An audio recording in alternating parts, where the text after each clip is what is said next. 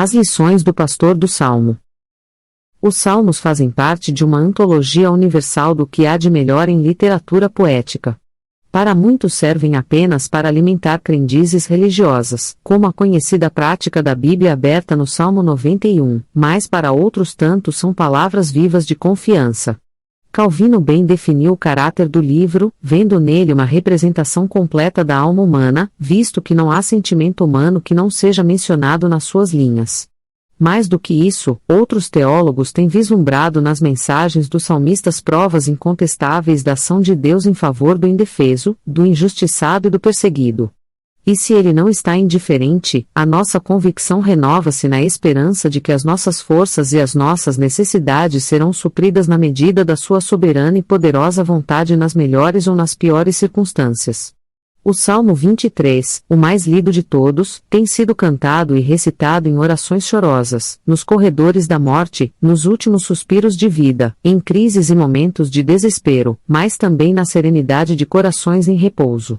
Seu conteúdo apela às mais profundas sensibilidades porque se baseia em duas figuras que representam as maiores necessidades humanas: liderança e acolhimento.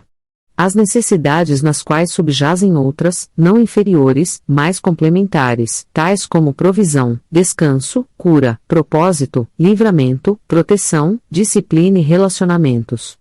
Nada mais distante da realidade alucinada dos grandes centros urbanos do que o bucolismo, caráter da figura do pastor.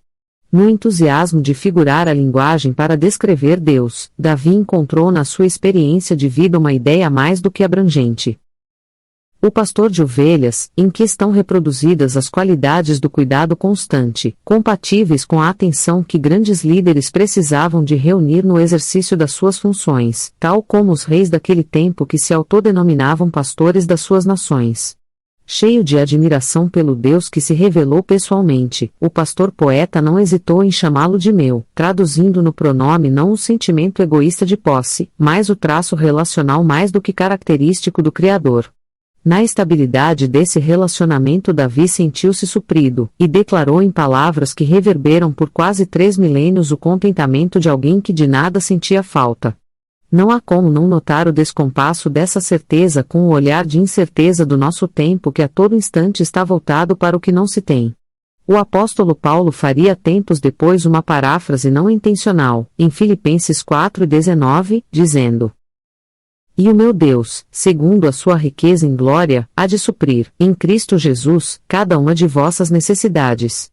O pastor ideal, supridor de todas as coisas, não deixa faltar o descanso em pastos verdejantes e águas tranquilas, representando com essas imagens a riqueza do alimento para a alma, cf.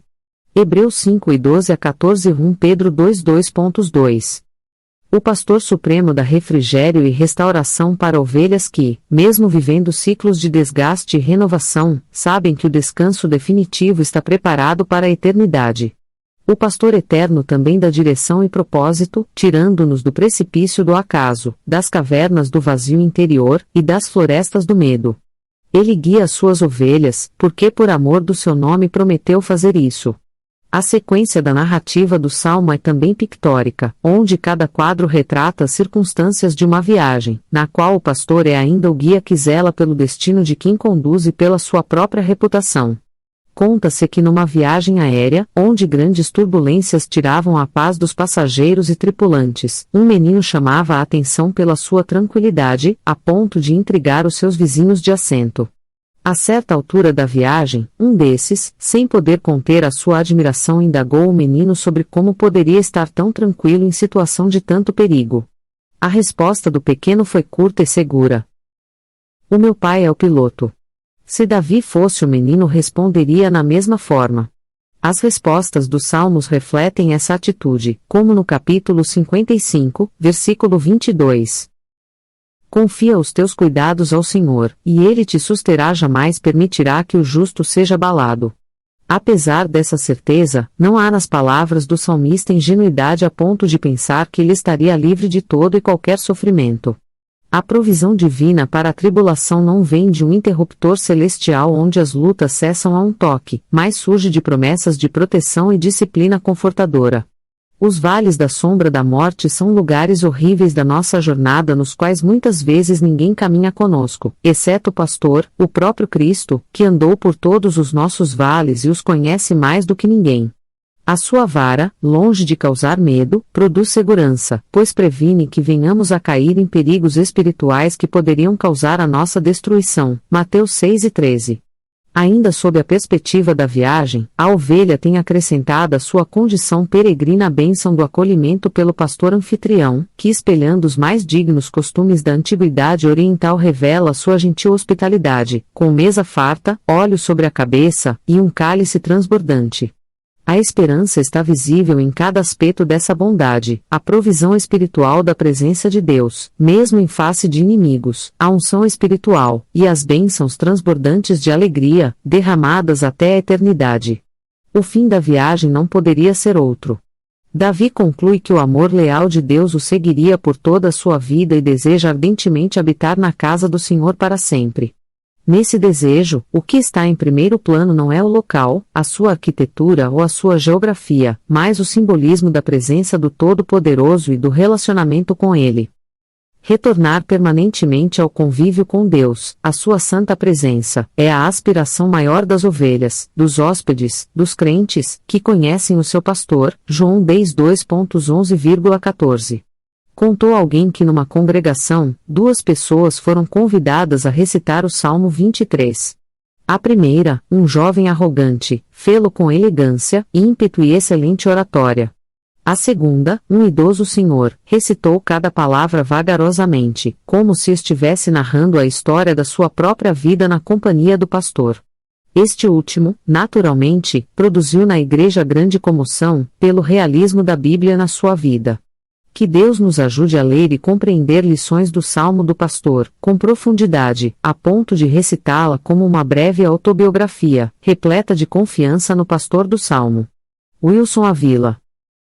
O Senhor é o meu pastor, nada me faltará.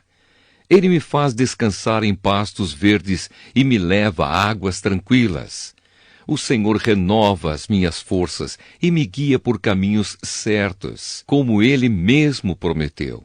Ainda que eu ande por vale escuro como a morte, não terei medo de nada. Pois Tu, ó Senhor Deus, estás comigo. Tu me proteges e me diriges. Preparas um banquete para mim, onde os meus inimigos me podem ver. Tu me recebes como convidado de honra e enches o meu copo até derramar. Certamente a tua bondade e o teu amor ficarão comigo enquanto eu viver. E na tua casa, ó Senhor, morarei todos os dias da minha vida.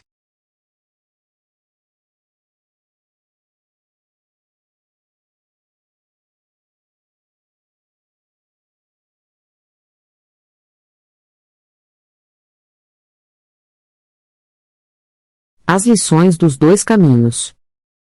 Quando a Bíblia fala em caminhos, ela o faz em sentido literal e figurado. Ao relatar que Jesus caminhou com os seus discípulos, por exemplo, isso contempla ambos os significados.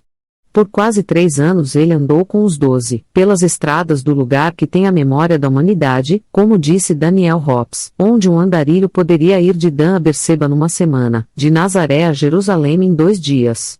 Mas ele também fez com os seus seguidores percursos de salvação, da cruz à ressurreição em 3 dias, da terra à eternidade num gesto sacrificial.